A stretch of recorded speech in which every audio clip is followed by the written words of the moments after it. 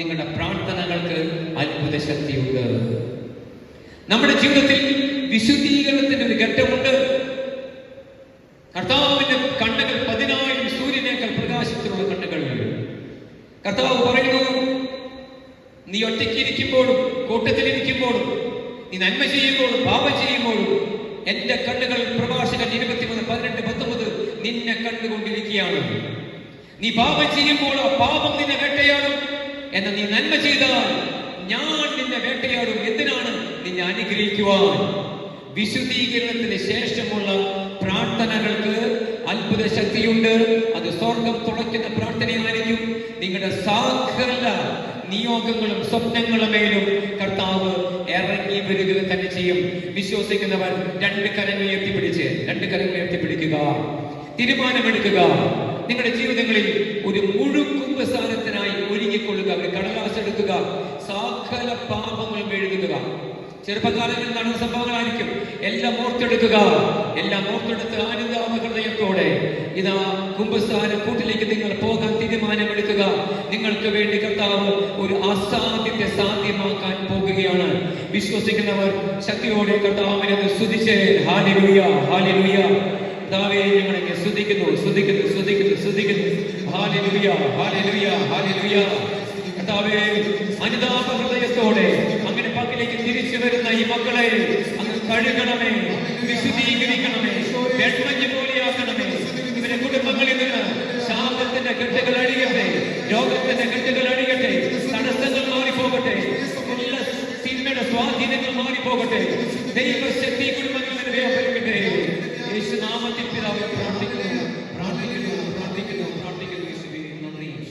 വണ്ടകർ വേണ്ടി പറഞ്ഞാൽ ആയിരുന്നവനും, ശബ്ദം വേണ്ടി ആയിരുന്നവനും, ആയിരിക്കുന്നവനും, വരാനിരിക്കുന്നവനും, സർവശക്തനും ദൈവമായ കർത്താവ് പരിശുദ്ധൻ, പരിശുദ്ധൻ, പരിശുദ്ധൻ. ഹല്ലേലൂയ. ഈ വചനം നിങ്ങൾ ഇടയ്ക്ക് പറയണം. കുടുംബത്തിൽ പ്രത്യേക സമാധാനവും സ്വസ്ഥതയും നൽകി കർത്താവ് അനുഗ്രഹിക്കും. രണ്ടാമത് കർത്താവ് നൽകുന്ന സന്ദേശങ്ങളാണ് വിശുദ്ധീകരണം വലിയ സംരക്ഷണമാണ്. ഇത് നമ്മൾ സംഗീതം 91 പറയുന്നുണ്ട്. നല്ല കാര്യമാണ്. മികാൽമാല ഇങ്ങനെ ജപം ചെല്ലുന്നുണ്ട്. നല്ല കാര്യമാണ്. ഇതെല്ലാം ചെല്ലണം. പക്ഷെ എന്തുകൊണ്ട് പലപ്പോഴും നമുക്കിതെല്ലാം ഈ ധ്യാനിച്ചിട്ടും ചെല്ലിയിട്ടില്ല, സംരക്ഷണം കിട്ടുന്നില്ല? എന്തുകൊണ്ട് സംരക്ഷണം കിട്ടുന്നില്ല? ഞാനൊരു വചനഭാഗത്തേക്ക് നിങ്ങളെ കൂട്ടിക്കൊണ്ടുപോയാണ്. പെട്ടെന്ന് നമുക്ക് പോകാം. ഉൽപ്പത്തിയുടെ പുസ്തകം 31-ാം അധ്യായം. അവിടെ പൂർവ്വ യാക്കോബ് ലാബാന്റെ വീട്ടിൽ നിന്ന് തിരിച്ചു വരികയാണ്. യാക്കോബിന്റെ ഭാര്യയുടെ പേരാണ് റാഹേൽ. പ്രിയപ്പെട്ടവർ, റാഹേൽ, ലയ രണ്ടുപേരുണ്ട്. പഴയ നിയമത്തിലാണ്. അങ്ങനെ അവർ യാക്കോബിന്റെ ആടുമാടുകളും സമ്പത്തും എല്ലാം കൂടി തിരിച്ചു വരികയാണ്. യാക്കോബിന് 12 മക്കളുണ്ട്. ഒറ്റ മകളേ ഉള്ളൂ. ആ മകളുടെ പേരെന്താണ്? മകളുടെ പേരാണ് ദീന. ഒറ്റ മകളേ ഉള്ളൂ. അങ്ങനെ അവർ തിരിച്ചു വരുന്നുകൊണ്ടിരുന്ന സന്ദർഭത്തിൽ അവർ ശെഖം എന്ന സ്ഥലത്തെത്തി. അവിടെ പ്രഭുവിന്റെ പേരാണ് ഹാമാർ. ആ ഹാമാറിന്റെ മകന്റെ പേര് ശെഖം എന്ന് തന്നെയാണ്. ആ പ്രഭുകുമാരൻ ഈ 12 ആൺമക്കൾക്കുള്ള ഒറ്റ പെങ്ങളേ ഉള്ളൂ. ദീന യാക്കോബിന്റെയാണ്. പൂർവ്വ യാക്കോബിന്റെ ഏകമകളായ ദീനയെ ആ പ്രഭുകുമാരൻ മാനഭംഗപ്പെടുത്തുകയാണ്. പ്രിയപ്പെട്ടവരെ, വളരെ വേദനയായി. ദീന അടുത്ത വീട്ടുകാർക്ക് കാണാൻ പോയതാണ്. അവിടെ എത്തിയപ്പോൾ പ്രിയപ്പെട്ടവരെ തിരിച്ചു പോവുകയാണ് കാനാദേശത്തേക്ക്. അവിടെ വെച്ചിട്ടാണ് സംഭവം. ഭവനം മുഴുവൻ കരച്ചിലായി, കൂട്ടക്കരച്ചിലായി. ദീനയുടെ ജീവിതം കട്ടപ്പോകുകയായി. ഈ സമയം 12 ആൺമക്കളാണ്. അവർ അറിയുകയാണ് അവർക്ക് അരിശൻ കൂത്തു. ഇവർ ചതിപ്രയോഗത്തിലൂടെ ഈ ഹാമാറിന്റെ എല്ലാ മക്കളെയും പരിച്ഛേദന ചെയ്യണമെന്ന് പറഞ്ഞു. ഞങ്ങളുടെ മകളെ തരാം. പരിച്ഛേദന കർമ്മം എന്ന് പറഞ്ഞൊരു അഗ്രചർമ്മം മുറിക്കലാണ്. വേദനയുണ്ടാകും. അഗ്രചർമ്മം മുറിച്ച് വേദനയോടെ ഇരിക്കുന്ന സന്ദർഭത്തിൽ എന്ത് സംഭവിച്ചെന്നറിയുമോ? ഈ 12 ആൺമക്കളും കൂടി വാളെടുത്ത്, പ്രത്യേകിച്ച് ലേവിയും ശമീയനും കൂടി വാളെടുത്ത് ഈ പ്രഭുവിന്റെ സകല മക്കളെ കൊല്ലുകയാണ്. കൊലപാതകം, മാനഭംഗം. ഈ സമയം യാക്കോബ് തന്റെ മക്കളെ വിളിച്ചു പറഞ്ഞു, മക്കളെ, എന്ത് പണിയാണ് വെച്ചത്? നമ്മളിവിടെ ചെറിയ കുടുംബമാണ്. ഇവരെല്ലാവരും ഒരുമിച്ച് വന്ന് നമ്മൾ തകർന്നു പോകും. അങ്ങനെ യാക്കോബ് ദൈവത്തോട് നിലവിളിക്കുകയാണ്, ദൈവമേ, ഞങ്ങൾ കുടുംബം തകർന്ന തെരുപ്പണായി. ഞങ്ങൾ മക്കൾ കൊലപാതകികൾ. മകളിതാ അപമാനിക്കപ്പെട്ടിരിക്കുന്നു. കുടുംബം തകർന്ന തെരുപ്പണായി. സമയം കർത്താവ് യാക്കോബിനോട് പറഞ്ഞു, യാക്കോബേ, ഒരു പോംവഴിയുണ്ട്. നീ ബേഥേലിലേക്ക് പോകുക. ബേഥേൽ എന്ന വാക്കിന്റെ അർത്ഥം എന്താണ്? എന്താണ്? ദൈവത്തിന്റെ ഭവനം. വലതുകരം വീട്ടി പറഞ്ഞ് ദൈവത്തിന്റെ ഭവനം. ദൈവത്തിന്റെ ഭവനം എന്താണ്? അത് ദേവാലയമാണ്. വിശുകുർബാന, ദിവ്യകാരുണ്യം, സക്രാരിൽ യേശു രാജാവായി ഇവിടെ ഉണ്ട്. ഇത് ദൈവത്തിന്റെ ഭവനമാണ്. മറ്റൊരു ദേവാലയമുണ്ട്, അത് നമ്മുടെ ഹൃദയമാണ്. നമ്മുടെ ഹൃദയത്തിൽ കർത്താവ് വസിക്കുന്നുണ്ട്. വിശ്വസിക്കുന്ന ശക്തിയുടെ ഹല്ലേലൂയ പറഞ്ഞ് ഹല്ലേലൂയ. ഈ ദേവാലയത്തെ നമ്മൾ എങ്ങനെയാണ് പരിശോധിക്കുന്നത്, സംരക്ഷിക്കുന്നത്? മറ്റൊരു ദേവാലയമുണ്ട്, അത് നമ്മുടെ ഭവനമാണ്. അപ്പൊ കർത്താവ് പറഞ്ഞു ബേഥേലിലേക്ക് തിരിച്ചു പോകുക. ബേഥേലിലേക്ക് തിരിച്ചു പോകുന്ന മുൻപായി 35-ാം അധ്യായം 2-ാം വാക്യം, യാക്കോബ് തന്റെ മക്കളെ 12 മക്കള്, അവരുടെ മക്കള്, വീട്ടുകാര്, നാട്ടിൽ അവരുടെ ജോലിക്കാരും, വലിയൊരു സമൂഹമുണ്ട്, എല്ലാവരും വിളിച്ചിട്ട് പറഞ്ഞു, നമ്മൾ ഇപ്പോൾ ബേഥേലിലേക്ക് പോവുകയാണ്. ബേഥേൽ എന്ന് പറഞ്ഞ എവിടെയാണ്? ദേവാലയത്തിലേക്ക് പോവുകയാണ്. നമ്മൾ എന്ത് ചെയ്യണം? നിങ്ങളുടെ കൈകളിലുള്ള എല്ലാ വിഗ്രഹങ്ങളും നിങ്ങൾ എനിക്ക് തരണം. നിങ്ങൾ ശുദ്ധി വരുത്തണം. നിങ്ങൾ അശുദ്ധരാണ്. ഈ സമയം പ്രിയപ്പെട്ടവരെ, റാഹേൽ, അതാണ് അമ്മ, അമ്മയുടെ പേരാണ് റാഹേൽ. റാഹേൽ പണിയൊപ്പിച്ചു. റാഹേൽ ലാബയുടെ വീട്ടിൽ പോരുമ്പോൾ, ഉൽപ്പത്തി പുസ്തകം 31-ാം അധ്യായം 19-ാം വാക്യം, റാഹേൽ ലാബാന്റെ കുലവിഗ്രഹങ്ങൾ. ലാബാൻ യഹോവയായ ദൈവത്തെ ആരാധിക്കുന്ന വ്യക്തിയല്ല. ലാബാൻ എന്ത് ചെയ്യുന്നറിയോ? ലാബാൻ വിഗ്രഹത്തെ ആരാധിക്കുന്ന വ്യക്തിയാണ്. ഇതാ ഈ റാഹേൽ എന്ത് ചെയ്യുന്നറിയോ? ഒരു രസത്തിന് ആ വിഗ്രഹങ്ങളൊക്കെ കയ്യിലെടുത്തു, കിഴിയിൽ പൊതിഞ്ഞു, തന്റെ ആ പാണ്ടക്കെട്ടിൽ ഒളിച്ചു വെച്ചു. ലാബാൻ അന്വേഷിക്കുമ്പോൾ പിന്തുടർന്നു. എന്റെ വിഗ്രഹം നഷ്ടപ്പെട്ടു. യാക്കോബ് പറഞ്ഞു, ഇല്ല, ഞങ്ങൾ ആരും എടുത്തിട്ടില്ല. ഇതാ റാഹേൽ അത് മറച്ചു വെച്ചു. എന്താണ് വിഗ്രഹം? വിഗ്രഹം എന്താണ്? ഞാൻ സഹോദരൻ നേരത്തെ പറഞ്ഞു. അത് മാത്രമല്ല വിഗ്രഹം. വിഗ്രഹം എന്ന് പറഞ്ഞാൽ ദൈവത്തെ വേദനിപ്പിക്കുന്ന നമ്മുടെ ജീവിതങ്ങളിലുള്ള സകലതും വിഗ്രഹങ്ങളാണ്. ദൈവത്തെക്കാൾ ഉപരിയായി ആർക്കെങ്കിലും ഒരു സ്ഥാനമോ ഒരാഗ്രഹമോ നമ്മിൽ കടന്നു വരുന്നുണ്ടെങ്കിൽ, ദൈവത്തെക്കാൾ ഉപരിയായ ഒരു സ്ഥാനം മറ്റൊരു വസ്തുവിന്, ഒരു വ്യക്തിക്ക് നമ്മൾ കൊടുക്കുന്നുണ്ടെങ്കിൽ അത് വിഗ്രഹമാണ്. കരങ്ങൾ ഉയർത്തി പറഞ്ഞാൽ ഹല്ലേലൂയ. ഹോശേയ 14:8, പ്രിയപ്പെട്ട മക്കളെ, വിഗ്രഹങ്ങളുമായി നിനക്ക് എന്ത് ബന്ധം? ഞാനാണ് നിനക്ക് സംരക്ഷണം നൽകുന്നത്. കഥ പറയുന്നു, ഞാനാണ് നിന്നെ സംരക്ഷിക്കുന്നത്, ഉത്തരം നൽകുന്നത്, നിനക്ക് ഫലം നൽകുന്നത്. നിനക്ക് വിഗ്രഹമുണ്ടോ? നിന്റെ സമ്പത്ത് നിന്റെ വിഗ്രഹമാണോ? നിന്റെ മകൾ യൂറോപ്പിൽ പോകുന്നത് നിന്റെ വിഗ്രഹമാണോ?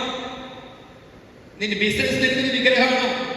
നിന്റെ സൗന്ദര്യം, നിന്റെ പഠിപ്പ്, സമ്പത്ത്, ബിസിനസ് നമുക്കൊരു വിഗ്രഹമാണെങ്കിൽ കർത്താവ് പറയാണ്, വിഗ്രഹത്തെ നീ മാറ്റിവെക്കുക, എന്റെ കർത്താവായി ഹൃദയത്തിൽ പൂജിക്കുക. 1 പത്രോസ് 3:15. പ്രിയപ്പെട്ടവരെ, ഇതാ റാഹേലിന്റെ പോക്കറ്റിൽ വിഗ്രഹം കൊണ്ടാണ് നടക്കുന്നത്. ഇത് അനേകം കുടുംബങ്ങൾ തകരാൻ കാരണം അവരുടെ പോക്കറ്റിൽ ദൈവത്തെ വേദനിപ്പിക്കുന്ന എന്തോ ഉണ്ട്. അവരുടെ കുടുംബത്തിൽ എന്തോ രഹസ്യമായി എന്തോ ഒരു വാഴുന്നുണ്ട്, തിന്മ വാഴുന്നുണ്ട്. അനുഭവിക്കാത്തൊരു പാപം അവരുടെ കുടുംബത്തിൽ ഭരണം നടത്തുന്നുണ്ട്. ശ്രദ്ധിക്കുക. ഈ അടുത്ത ധ്യാനത്തിൽ പങ്കെടുക്കുന്ന പെൺകുട്ടി എന്റെ അടുത്തേക്ക് വരികയാണ്. പെൺകുട്ടി ഡൈവേഴ്സിന്റെ വക്കീലാണ്, തകർന്ന തരിപ്പണമാണ്, നല്ല പെൺകുട്ടിയാണ്. ആ സഹോദരി പറയും, ഒത്തിരി വർഷക്കാലം എനിക്ക് പരിശുദ്ധമ്മയുടെ സാന്നിധ്യം അനുഭവിക്കാൻ പറ്റാറുണ്ട്. ഞാൻ ചെറുപ്പം മുതൽ നല്ല ഭക്തിയോടെ വളർന്ന ഒരു പെൺകുട്ടിയാണ്. എന്നാൽ ഒരു ദിവസം ബന്ധുവീട്ടിൽ പോയപ്പോൾ ഞാൻ നഷ്ടപ്പെട്ടു പോയി. വിവാഹത്തിന് മുൻപാണ്. ഞാൻ വീണുപോയി. പക്ഷേ അതിനുശേഷം വിവാഹിതയായി നല്ലപോലെ ഭക്തി ഉണ്ടായിരുന്ന ഞാൻ പിന്നീട് എനിക്ക് പ്രാർത്ഥിക്കാൻ പറ്റുന്നില്ല. പ്രിയപ്പെട്ടവരെ, ഇപ്പോൾ എന്റെ മദ്യപാനിയായ ഭർത്താവ് എന്നെ അതുപോലെ അടിക്കും. അതുകൊണ്ട് എനിക്ക് പറ്റുന്നില്ല. ഞാൻ പതുക്കെ മാറുകയാണ്. പ്രിയപ്പെട്ടവരെ, ഞാൻ മകളോട് ചോദിച്ചു, മോളെ, നീ ആ വീണ കാര്യം നീ ദൈവത്തോട് പറഞ്ഞിട്ടുണ്ടോ? അവൾ പറഞ്ഞ് സംസാരിക്കാറുണ്ട്, എല്ലാ കാര്യം ചെയ്യാറുണ്ട്. പക്ഷേ ഞാൻ ചോദിച്ചു, മോളെ, നിനക്ക് ഈ കാര്യം നീ പറഞ്ഞിട്ടുണ്ടോ? അപ്പോൾ ഈ സഹോദരി ഒരു കാര്യം എന്നോട് പറഞ്ഞു. പെൺകുട്ടി പറയാണ്, ബ്രദർ, അത് മാത്രം പറയുമ്പോൾ പറയാനായി എനിക്ക് വരും കൂലി, പക്ഷെ എനിക്ക് പേടിയാണ്. ആരും പറയും ഇത് പറയരുത്. പ്രിയപ്പെട്ടവരെ, പാപം സംഗീത പുസ്തകം 32:3-4 വാക്യം പറയുന്നു, ഞാൻ പാപം പറയാതിരുന്നപ്പോൾ ഞാൻ കരഞ്ഞ് എന്റെ ശരീരം ക്ഷയിച്ചു പോയി. ഇത് അനേകം ഭവനങ്ങൾ ക്ഷയിക്കാൻ കാരണം, കണ്ണുനീരിൽ കുതിരാൻ കാരണം, സാമ്പത്തികമായി തകരാൻ കാരണം എന്താണ്? പാപം പറയുന്നില്ല, കുമ്പസാരക്കൂട്ടിൽ അത് ഏറ്റു പറയുന്നില്ല, ദൈവസന്നിധിയിൽ അനുദപിക്കുന്നില്ല, ബാക്കിയെല്ലാം ചെയ്യുന്നു. പ്രിയപ്പെട്ടവർ, എന്താണ് സംഭവിച്ചെന്നറിയോ? ഈ മക്കൾ പറഞ്ഞു, മോളെ നീ ഇത് പറയണം, ഇത് പറയാതെ എന്റെ ജീവിതത്തിൽ കെട്ടിപ്പൊട്ടില്ല. അടുത്ത വചനം പറയാണ്, ഞാൻ പാപം ഏറ്റു പറഞ്ഞപ്പോൾ ഞാൻ വിചാരിച്ചു ശിക്ഷിക്കുമെന്ന്. ശിക്ഷിക്കുന്ന ദൈവമല്ല യേശു. യേശു ശിക്ഷിക്കാനാണ് വന്നതെങ്കിൽ എന്തിനാണ് യേശു രക്തം ചിന്തിയത്? യേശു നല്ലവനാണ്. യേശു നമ്മുടെ പാപങ്ങൾക്ക് വേണ്ടി രക്തം ചിന്തിയിട്ടുള്ളത്. ഉപസാരക്കൂട്ടിൽ കിടന്നു ചെന്ന് അഭിഷിക്തനോട് നമ്മൾ പാപം ഏറ്റു പറയുമ്പോൾ നമ്മൾ യേശുവിനോട് തന്നെയാണ് പറയുന്നത്. അവിടെ വെച്ച് യേശു തന്റെ രക്തത്താൽ നമ്മുടെ പാപങ്ങൾ കഴുകിക്കളയുന്നു. പിന്നീട് ഒരിക്കലും കർത്താവ് പാപങ്ങൾ ഓർത്തിരിക്കുന്നില്ല. കർത്താവ് നമുക്ക് അനുഗ്രഹിക്കപ്പെട്ട ഒരു പുതിയ പാത അപ്പോൾ തന്നെ തുറന്നു തരികയാണ്. വിശ്വസിക്കുന്നവരെ കരങ്ങളുടെ ശക്തിയോട് പറഞ്ഞാൽ ഹല്ലേലൂയ, അഭിഷേകത്തോടെ ഹല്ലേലൂയ. പ്രിയപ്പെട്ടവരെ, പാപങ്ങൾ ഏറ്റു പറയുക. കുമ്പസാരക്കൂട്ടിൽ യേശു നിങ്ങളെ കാത്തിരിക്കുന്നു. ഇവിടെ എന്താണ് സംഭവിച്ചത്? യാക്കോബിന്റെ അടുത്തേക്ക് നാട്ടുകാരും വീട്ടുകാരെല്ലാം വന്നു. അവരുടെ കയ്യിലുള്ള പാപങ്ങൾ അവർ ഇതാ ഏൽപ്പിക്കാൻ, വിഗ്രഹങ്ങൾ, പഴയ നിയമ വിഗ്രഹങ്ങൾ ഏൽപ്പിച്ചു. അവിടെ വചനം പറയുന്നു 35:4, അവർ അത് ഓക്കുമരം ചൂട്ടിൽ കുഴിച്ചിട്ടു. പ്രിയപ്പെട്ടവരെ, അടുത്ത വചനം നിങ്ങൾ ശ്രദ്ധിക്കുക. അവിടെ അടുത്ത വചനം പറയാണ്, നിങ്ങൾ വീട്ടിൽ പോയി വചനം വായിക്കണം. ഉൽപ്പത്തിയുടെ പുസ്തകം 35-ാം അധ്യായം. പിന്നീട് എന്താണ് സംഭവിച്ചത്? പിന്നീട് പറയാണ്, അവർ യാക്കോബിനെ ഏൽപ്പിച്ചു. അവൻ ശെഖേമിനടുത്തുള്ള ഒരു ഓക്കുമരത്തിന്റെ ചൂട്ടിൽ അവർ കുഴിച്ചു മൂടി. ശേഷം എന്ത് സംഭവിച്ചെന്നറിയൂ? അവർക്ക് ചുറ്റുമുള്ള നഗരങ്ങളിലെല്ലാം ദൈവഭീതിയുണ്ടായി. അതുകൊണ്ട് അവർ യാത്ര ചെയ്തപ്പോൾ ആരും യാക്കോബിന്റെ മക്കളെ പീഡിപ്പിച്ചില്ല. കരങ്ങളിലേക്ക് പറഞ്ഞാൽ ഹല്ലേലൂയ. നമ്മുടെ സംരക്ഷണത്തിന്റെ കുറവ് നമ്മൾ ഏറ്റുപറയാത്ത പാപമാണ്. നമ്മുടെ പാപം കടുച്ചമപ്പാണെങ്കിലും യേശു നമ്മെ കാത്തിരിക്കുന്നുണ്ട് എന്ന് ശ്രദ്ധിക്കുക. മത്തായി 10:26 വചനം പറയുന്നു, നിങ്ങൾ അവരെ ഭയപ്പെടേണ്ട, എന്തെന്നാൽ മറഞ്ഞിരിക്കുന്നതൊന്നും വെളിപ്പെടാതിരിക്കുകയില്ല, നിഗൂഢമായിരിക്കുന്നതൊന്നും അറിയപ്പെടാതിരിക്കുക. പ്രിയപ്പെട്ടവരെ, നമ്മുടെ ജീവിതങ്ങളിൽ മറഞ്ഞിരിക്കുന്നതൊന്നും പുറത്തേക്ക് വരികയില്ല എന്ന് തിരിച്ചറിയുക. നമ്മൾ ആരും കാണില്ല, നമ്മൾ ആരും അറിയില്ല എന്ന ഏത് മേഖലയിലും നമ്മൾ പാപം ചെയ്യണമെങ്കിൽ അതൊരു ദിവസം പുറത്തു വരും. എന്തിനാണ് പുറത്തു വരുന്നത്? നമ്മെ നശിപ്പിച്ച് കളയാൻ. അതുകൊണ്ട് കർത്താവ് പറയാണ്, നീ പാപം ചെയ്താലും അത് നിഗൂഢമായിരിക്കില്ല, നീ നന്മ ചെയ്താലും അത് നിഗൂഢമായിരിക്കില്ല, അത് പുറത്തു വരും. നന്മ എന്തിനാണ് പുറത്തു വരുന്നത്? നമ്മെ അനുഗ്രഹിക്കാൻ. പാപം എന്തിനാണ് പുറത്തേക്ക് വരുന്നത്? നമ്മെ തകർത്ത് കളയാൻ. അതാണ് യോഹന്നാൻ 10:10 വചനം നമ്മെ പഠിപ്പിക്കുന്നത്. യേശു പറഞ്ഞു, ഞാൻ വരുന്നത് അവർക്ക് ജീവൻ ഉണ്ടാകാനും അത് സമർത്ഥമായി ഉണ്ടാകാനുമാണ്. എന്നാൽ സാത്താൻ വരുന്നത് നിന്നെ കൊല്ലാനും മോഷ്ടിക്കാനും കൊല്ലാനും നശിപ്പിക്കാനുമാണ്. അതുകൊണ്ട് പ്രിയപ്പെട്ടവരെ, പിശാചിന്റെ തലയിൽ തകർക്കപ്പെടുന്നത് കുമ്പസാര കൂട്ടിലാണ്. വിശ്വസിക്കുന്നവർ രണ്ട് കരങ്ങളുയർത്തി ശക്തിയോടെ വിളിച്ച് യേശുവേ. പ്രിയപ്പെട്ടവർ, ഹോസിയ പ്രവാചകന്റെ പുസ്തകം 8-ാം അധ്യായം 7-ാം വാക്യം പറയുന്നു, അവർ കാറ്റ് വിതച്ചു, കൊടുങ്കാറ്റ് പെയ്യുന്നു. ചെറിയ പാപമായിരിക്കും, എന്നാൽ കുഴപ്പമില്ല എന്ന് പറഞ്ഞ് നമ്മൾ വിട്ടിരുന്നാൽ ഒരു കൊടുങ്കാറ്റ് വരുന്നുണ്ട് തകർച്ചയുടെ. എന്നാൽ നമ്മൾ ചെയ്യുന്ന ഒരു നന്മ പ്രവൃത്തി വരും തലമുറയ്ക്ക് കൊടുങ്കാറ്റ് പോലെ അനുഗ്രഹമായി കടന്നു വരും. അതുകൊണ്ട് രണ്ടും സംഭവിക്കും. ഹോസിയ 8:7, അവർ കാറ്റ് വിതച്ചു, കൊടുങ്കാറ്റ് കൊയ്യും. കണ്ണുനീരോടെ വിതയ്ക്കുന്നവൻ സന്തോഷത്തോടെ അത് കൊയ്തെടുക്കുക തന്നെ ചെയ്യും. പ്രിയപ്പെട്ടവരെ, അതുകൊണ്ട് പ്രിയപ്പെട്ട സഹോദരി സഹോദരന്മാരെ, നമ്മുടെ ജീവിതങ്ങളിൽ പാപം മറഞ്ഞിരിക്കാൻ നിങ്ങൾ അവസരം കൊടുക്കരുത്. അത് നമ്മുടെ കുടുംബത്തെ, വ്യക്തി ജീവിതത്തെ, നമ്മുടെ ദേശത്തെ തന്നെ തകർത്ത് കളയും. ഞാൻ കഴിഞ്ഞ ബുധനാഴ്ച പ്രത്യേകിച്ച് രൂപതയിൽ പോയി. അവിടെയുള്ള കൊറോണ പള്ളികളെല്ലാം പോയി അവിടെയുള്ള ജനത്തിന് വേണ്ടി പ്രാർത്ഥിക്കാം. അപ്പൊ എല്ലാ പള്ളികളിൽ പോകുമ്പോൾ ഞങ്ങൾക്ക് ഭയങ്കര ദൈവസാന്നിധ്യം, നല്ല അഭിഷേകമാണ്. ഒരു പള്ളി പോയി, പേര് പറയുന്നില്ല, ഒരു കേരളത്തിലെ ഒരു പ്രധാനപ്പെട്ട ഒരു സ്ഥലം തന്നെയാണ്. ചെന്നപ്പോൾ എനിക്ക് തന്നെ ഒരു ചിന്ത പറയാണ്, നമ്മളിങ്ങനെ സുവിശേഷം ഒക്കെ പ്രഘോഷിച്ചിട്ട് ജനങ്ങൾക്ക് ഒരു മാറ്റം ഉണ്ടാവുമല്ലോ. എനിക്കൊരു എന്താ പറയാ, എന്നെ തന്നെ ഇങ്ങനെ പരാജയപ്പെടുന്നൊരു ചിന്ത. അപ്പൊ ഞാൻ എന്തോ ഈ ചിന്ത ഇങ്ങനെ വരികയാണ്. ആ സമയത്ത് ഞാൻ അച്ഛനോട് ചോദിച്ചു, അച്ഛാ എന്തുകൊണ്ടാണ് ഇങ്ങനെ ചിന്ത വരികയാണ്? അപ്പൊ അച്ഛൻ പറയാണ്, മോനെ ഞാൻ രഹസ്യം പറയാം. ഈ ദേശത്തിന് പ്രത്യേകതയുണ്ട്. ഇവിടെ ഒരു വിശുദ്ധനായ വൈദികൻ ഉണ്ടായിരുന്നു. വിശുദ്ധനായ വൈദികൻ ഒത്തിരി നല്ല കാര്യങ്ങൾ ദേശത്ത് ചെയ്തു.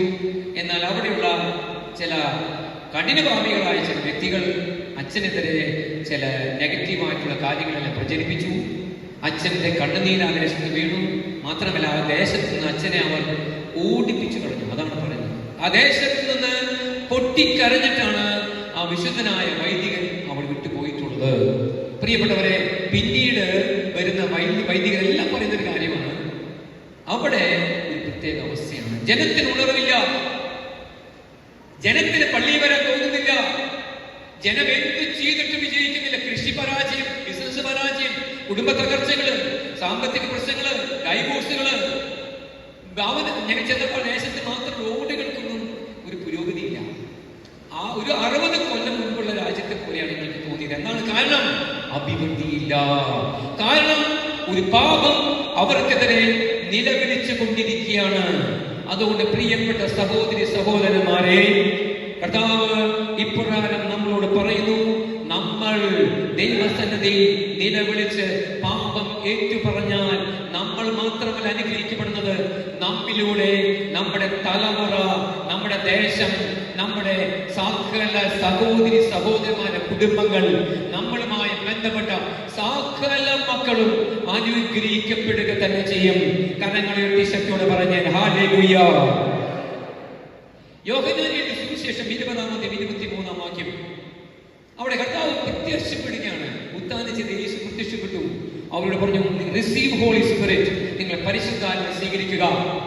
അതിനുശേഷം യേശു വാഗ്ദാനം തന്റെ പ്രിയപ്പെട്ട ശിഷ്യന്മാർക്ക് നൽകുകയാണ്. ഹല്ലേലൂയ.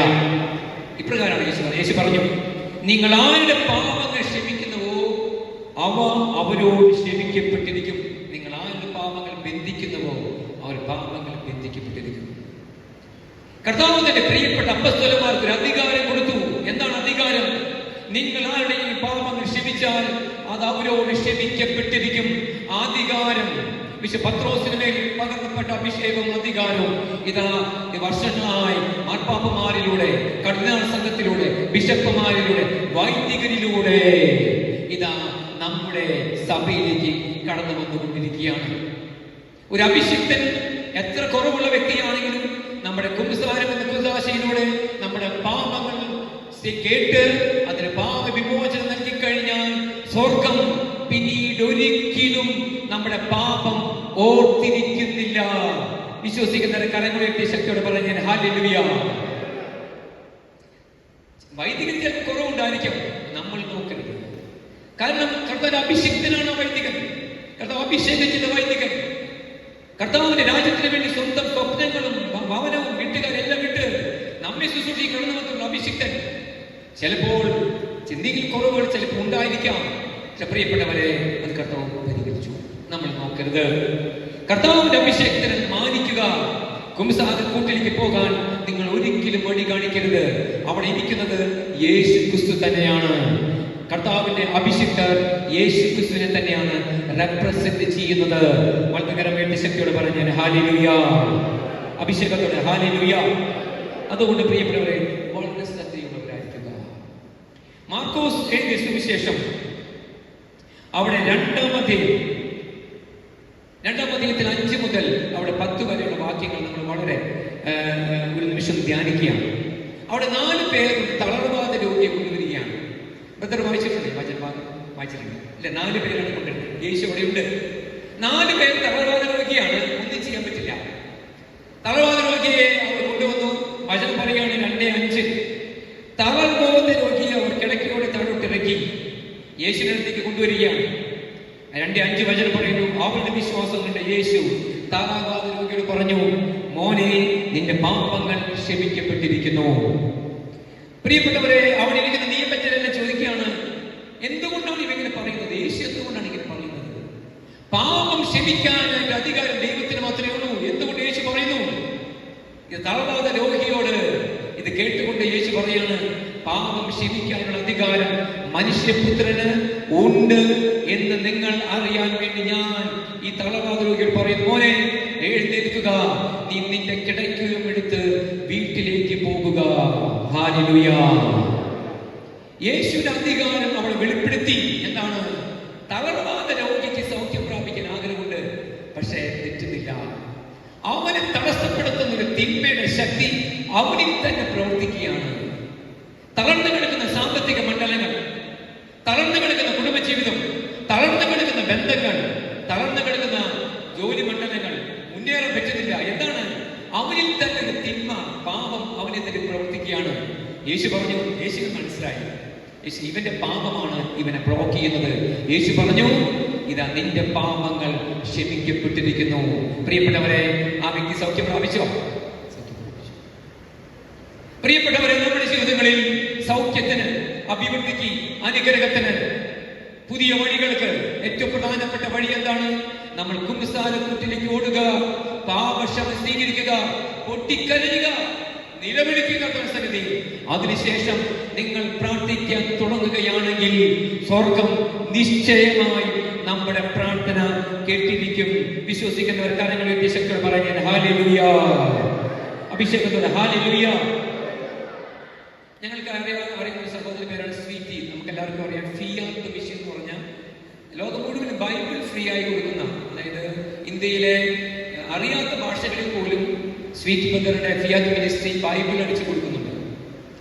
അവിടെ ഒരു മിഷനാണത്. സ്വീറ്റ് ബ്രദറിന് പ്രശ്നമുണ്ട്. എന്താണെന്നറിയാം? സ്വീറ്റ് ബ്രദറിന്റെ അപ്പച്ചൻ വലിയ പണക്കാരനാണ്. ബിസിനസ് എന്താണെന്നറിയാം? ബാറാണ്. അപ്പം 4 ആൺമക്കളാണ്. അങ്ങനെ ആ വ്യക്തിക്ക് ഏകദേശം ഒരു 55 വയസ്സ് കഴിഞ്ഞപ്പോൾ അറ്റാക്ക് വന്നു. ഒരു സ്ട്രോങ് ആണ്. ഡോക്ടേഴ്സ് പറഞ്ഞു ചാൻസ് ആണ്, കിട്ടാൻ ചാൻസ് ഇല്ല, ഓപ്പറേഷൻ ചെയ്യണം. അങ്ങനെ ICU മുറിയിൽ അത് ഓപ്പറേഷൻ കയറ്റാൻ പോകുന്നതിന് മുമ്പ് സ്വീറ്റ് ബ്രദർ അന്ന് ദൈവത്തെ വിളിക്കുന്ന മകനാണ്, ചെറുപ്പമാണ്. സ്വീറ്റ് ബ്രദർ അപ്പനെ കാണാൻ പോവുകയാണ്. അപ്പൊ അപ്പന്റെ മുറിയിലേക്ക് സ്വീറ്റ് കടന്നു ചെന്നു. അപ്പൊ അപ്പൻ ചോദിച്ചു, മോനെ നിനക്ക് എന്തെങ്കിലും പറയാനില്ല? പ്രിയപ്പെട്ടവരെ, സ്വീറ്റ് പറഞ്ഞു, അപ്പാ നമ്മുടെ ഈ മാറുമൂലം 10,000 കള്ളു കുടിച്ച് തകർന്ന് തരിപ്പണമായി നരകത്തിൽ പോയിട്ടു. അവരുടെ കുടുംബമെല്ലാം തകർന്ന് തരിപ്പണമായി. ഈ പാപങ്ങളിൽ എവിടെ പോയി നമ്മൾ കഴുകും? അപ്പൻ അതുകൊണ്ട് ഒരു കാര്യം ചെയ്യണം. ലക്ഷങ്ങൾ വരുമാനമുള്ള ഈ ബാറാണ്, എനിക്കറിയാം. അപ്പ ഇത് കൂട്ടണം. ഈ ബാറിന്റെ വരുമാനം നമുക്ക് വേണ്ട. അപ്പന്റെ കണ്ണുകൾ നിറഞ്ഞു. അപ്പൻ വേറെ ഒന്നും നോക്കിയില്ല.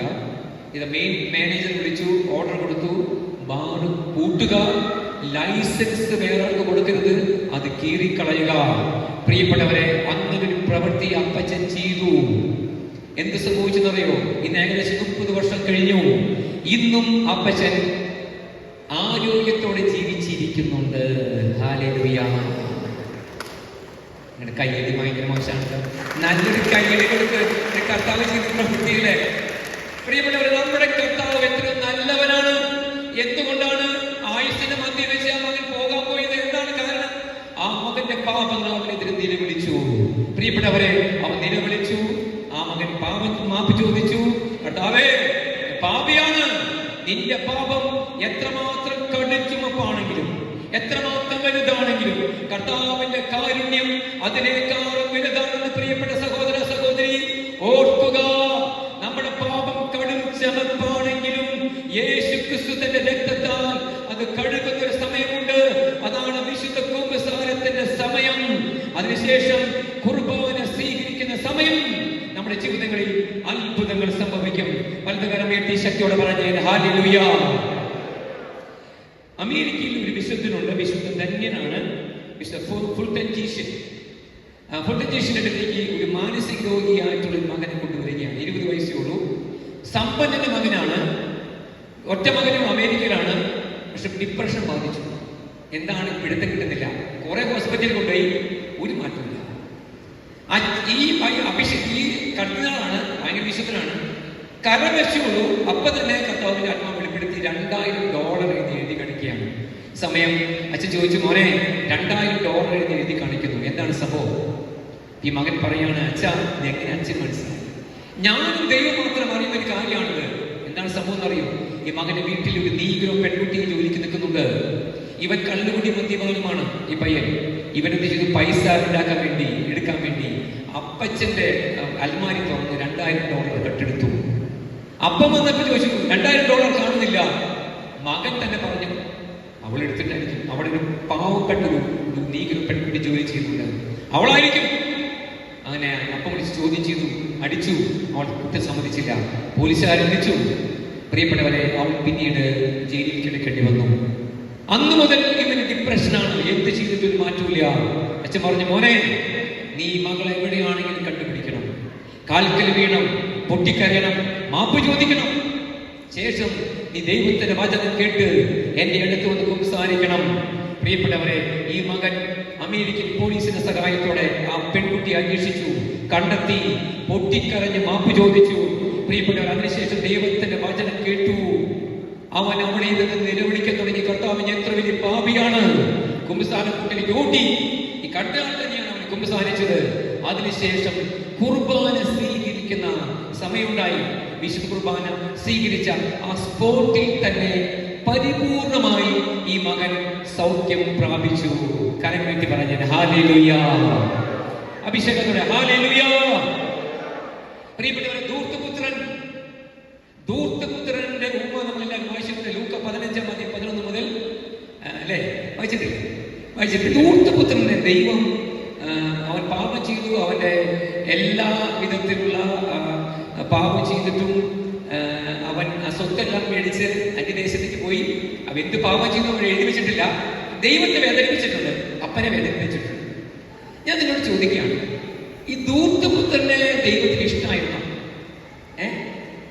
അവൻ പാപം ചെയ്തപ്പോൾ എന്താണ് അഭിപ്രായം?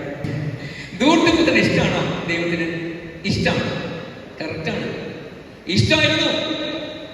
പക്ഷെ പ്രിയപ്പെട്ടവരെ, ധൂർത്തപുത്രന് ഇഷ്ടപ്പെടുന്ന ദൈവത്തിന്റെ കൈകളിൽ അവൻ ആവശ്യമുള്ള സകലതുമുണ്ട്. എന്നാൽ ഇവിടെ വചനം പറയുന്നു, ധൂർത്തപുത്രൻ 15 വാക്യങ്ങൾ അവിടെ വചനം പറയുന്നു, അവൻ ഇതാ പൈസ എടുത്ത് കഴിഞ്ഞപ്പോൾ അവനൊരു ക്ഷാമം ഉണ്ടാകുകയാണ്. അവിടെ ക്ഷാമമുണ്ടായി. അവിടെയുള്ള ഒരു വ്യക്തിയുടെ കയ്യിൽ അഭയം തേടി. ആ വ്യക്തി അവന് ജോലി കൊടുത്തു. എന്താണ് ജോലി? പന്നികളെ നോക്കുക. പ്രിയപ്പെട്ടവരെ, പാപം നമ്മിൽ ഭരണം നടത്തുന്നുണ്ടെങ്കിൽ നമ്മൾ ഏറ്റവും അടിയിലായിരിക്കും, ഉറപ്പാണ്. പന്നിക്കൂട്ടിൽ കിടക്കുമ്പോഴും അവന് വിശപ്പ്. വചനം പറയാണ്, പന്നികൾ തിന്നിരുന്ന തവിടെങ്കിലും ലഭിക്കാൻ അവൻ ആഗ്രഹിച്ചു. അവൻ ആഗ്രഹത്തിന് സാധ്യം കിട്ടിയോ? കിട്ടിയില്ല. പന്നി തിന്നിരുന്ന തവിട് പോലും കഴിക്കാൻ അവന് പറ്റിയില്ല. കാരണം അവൻ ദൈവത്തിന്റെ പ്രിയപ്പെട്ട മകൻ തന്നെ. എന്നാൽ ദൈവത്തിന്റെ പ്രൊവിഡൻസ് അവന് സ്വീകരിക്കാൻ പറ്റുന്നില്ല. അവൻ അവിടെ ഇരുന്ന് പൊട്ടിക്കരഞ്ഞു. പന്നിക്കൂട്ടിൽ കിടക്കുന്ന ധൂർത്തപുത്രൻ പൊട്ടിക്കരഞ്ഞു. എന്താണ് സംഭവിച്ചെന്നറിയോ? അവിടെ വെച്ച് അവൻ പറഞ്ഞു, ഞാൻ എന്റെ അപ്പന്റെ അടുത്തേക്ക് പോകും. അതാണ് കുംസാരം, അതാണ് വിശുദ്ധ കുംസാരം. ഞാൻ എന്റെ അപ്പന്റെ അടുത്തേക്ക് പോകും, തിരിച്ചു വരിക, ഞാൻ നിന്നെ കഥ പറയും, ഞാൻ നിന്നെ കാത്തിരിക്കുന്നു. കുംസാരത്തിൽ ഇത് ധൂർത്തപുത്രൻ പറഞ്ഞു, പിതാവേ, അങ്ങേക്കെതിരെയും സ്വർഗ്ഗത്തിനെതിരെ ഞാൻ പാപം ചെയ്തു പോയി. പ്രിയപ്പെട്ടവരെ, എന്താണ് അപ്പൻ ചെയ്തത്? അപ്പൻ പറഞ്ഞു, മോനെ. അപ്പൻ അങ്ങനെ കെട്ടിപ്പിടിച്ച് ചുംബിച്ച് പറഞ്ഞു, ഇവനാണ് എന്റെ പ്രിയപ്പെട്ട പുത്രൻ, ഇവന് വേണ്ടി ഞാൻ ഏറ്റവും നല്ലത് എടുത്തു വെച്ചിട്ടുണ്ട്. അവന് വേണ്ടിയിട്ടാണ് കർത്താവ് ഏറ്റവും നല്ല അങ്കി, വിശുദ്ധിയുടെ അങ്കി കൊടുത്തു, മുദ്രം അധികാരം കൊടുത്തു, പാദരക്ഷകൾ, പുതിയ ജീവിതം കൊടുത്തു, കൊഴുത്ത കാളക്കുട്ടി കൊടുത്തു. എന്താണ് അതിന്റെ അർത്ഥം? സമൃദ്ധി കൊടുത്തു. പ്രിയപ്പെട്ട, മൂത്ത പുത്രനല്ല കിട്ടിയത്. അനുതാപ ഹൃദയത്തോടെ പാപത്തെ വെടിഞ്ഞ് കർത്താവിന്റെ പക്കലേക്ക് തിരിച്ചു വന്ന ധൂർത്തപുത്രനെ കർത്താവ് സമർത്ഥമായി അനുഗ്രഹിച്ചിട്ടുണ്ടെങ്കിൽ, പ്രിയപ്പെട്ടവരെ, നമ്മൾക്ക് വേണ്ടി, നമ്മുടെ തലമുറയ്ക്ക് വേണ്ടി, കുടുംബത്തിന് വേണ്ടി നമ്മൾ അനുദപിക്കാൻ തുടങ്ങിയാൽ നമ്മുടെ കർത്താവ് നമ്മെയും നമ്മുടെ തലമുറയെയും അനുഗ്രഹിക്കുക തന്നെ ചെയ്യും. വിശ്വസിക്കുന്നവർ കണ്ണുകളുടെ ശക്തിയോടെ പറഞ്ഞാൽ ഹല്ലേലൂയ, അഭിഷേകത്തോടെ ഹല്ലേലൂയ. പുറപ്പാട് പുസ്തകത്തിൽ മോശ അവിടെ സീനായ് മലയിൽ മുകളിലേക്ക് കയറി ദൈവജനത്തിന് വേണ്ടി എത്ര കൽപ്പനകൾ മേടിച്ചു? അല്ല, കൽപ്പനകൾ മേടിച്ചിട്ടില്ല. കൽപ്പനകൾ മേടിച്ച് തിരിച്ചു വരുമ്പോഴാണ് എന്താണ് സംഭവം? എന്താണ് കണ്ടത്? അവിടെ കാണുന്നത് എന്താണ്? അവർ കാളക്കുട്ടിയെ ആരാധിച്ചുകൊണ്ടിരിക്കുക. ദൈവത്തിന് വളരെ വേദനയായി. മോശ കൽപ്പനകളെ വിളിച്ചെറിഞ്ഞു, മുട്ടിച്ചെറിഞ്ഞു, അവരെ ശിക്ഷിച്ചു. പക്ഷെ ദൈവം എന്താണ് ചെയ്തത്? ശ്രദ്ധിക്കണം. മോശ പിന്നീട് എന്ത് ചെയ്യുന്നറിയോ? മോശ ജനത്തിന് വേണ്ടി ഒരു മധ്യസ്ഥം വഹിക്കുകയാണ്. 34 വാക്യങ്ങൾ നിങ്ങൾ വായിക്കണം. 33-34 അധ്യായങ്ങൾ. ഇതുപോലെ തന്നെ നിയമാവർത്തനം 9-24 മോശ എന്ത് ചെയ്യുന്നറിയോ? തിരിച്ച് മലമുകളിലേക്ക് കയറിപ്പോയി. എന്നിട്ട് കർത്താവിന്റെ അടുത്ത് 40 ദിവസം മോശ പ്രണമിച്ച് കിടന്നു. നമ്മൾ സാഷ്ടാംഗം കിടക്കുന്ന പോലെയല്ല. പ്രണമിച്ച് കിടക്കുന്ന പോലെ എന്താണ് അർത്ഥം എന്നറിയാം?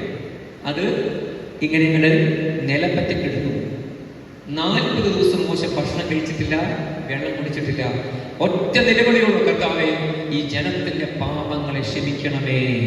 പ്രിയപ്പെട്ട 40 ദിവസം കർത്താവ് ഉത്തരം പറഞ്ഞു, മോശ നിന്റെ പ്രാർത്ഥന എന്റെ ഹൃദയത്തെ മാറ്റി. നീ ഒരു കാര്യം ചെയ്യുക, പണ്ടത്തെ പോലൊരു പലക കൊണ്ടുവരിക, ഞാൻ നിനക്ക് കൽപ്പലകളെ എഴുതി തരാം. പ്രിയപ്പെട്ടവരെ, കർത്താവ് മോശയുടെ അനുതാപം മധ്യസ്ഥം മൂലം ആ ജനത്തെ മുഴുവനും സംരക്ഷിക്കുകയാണ്. കരങ്ങളെത്തി പറഞ്ഞ ഹല്ലേലൂയ. ഒരു ഭാര്യ, ഒരു ഭർത്താവ്, ഒരു മകൻ, ഒരു വ്യക്തി ഒരു കുടുംബത്തിന് വേണ്ടി, ഒരു കൂട്ടായ്മയ്ക്ക് വേണ്ടി, ഒരു ഇടവയ്ക്ക് വേണ്ടി പ്രണമിച്ച് കിടന്നാൽ അതിന്റെ അർത്ഥം എന്താണ്? അനുതാപ ഹൃദയത്തോടെ ദൈവസന്നിധിയിൽ കിടന്നു കഴിഞ്ഞാൽ പ്രിയപ്പെട്ടവരെ, നിശ്ചയമായും കർത്താവ് നമ്മുടെ പാപങ്ങളുടെ മേൽ രക്തം ഒഴുകും. നമുക്ക് ഒരു വിടുതൽ കർത്താവ് ഒരുക്കി വെച്ചിട്ടുണ്ട്.